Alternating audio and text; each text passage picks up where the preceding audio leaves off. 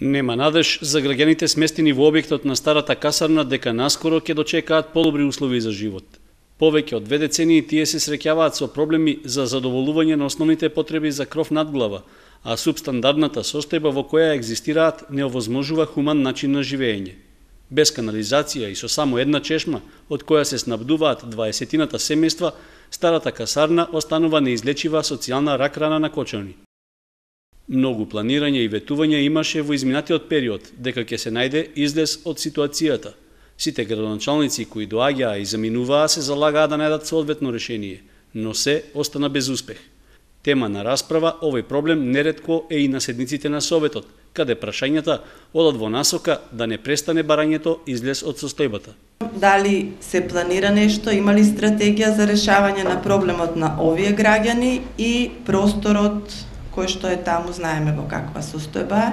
Официјалниот одговор од локалната самоуправа е дека нема пари за решавање на сместувањето на станарите на старата касарна.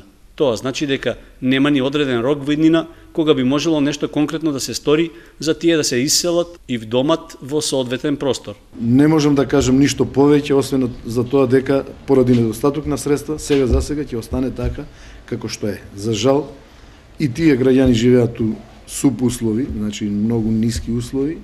Можна е блиску до универзитетскиот центар, до студентите, значи се меша интелектуалци со сосема друга категорија на луѓе, меѓутоа нема друго решение. Донаторите кои што сакаат да донираат, кога видат каква е состојбата, воопшто не сакаат да разговараат и кога ќе се обезбедат средства, дури тогаш може да се каже.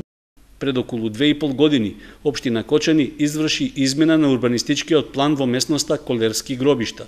На таа локација беше предвиден простор за изградба на објекти за социјално загрозени ромски семејства, главно од старата касарна. Со донаторската конференција што се организираше во хотелот Национал Пак, требаше да се обезбедат пари за оваа намена.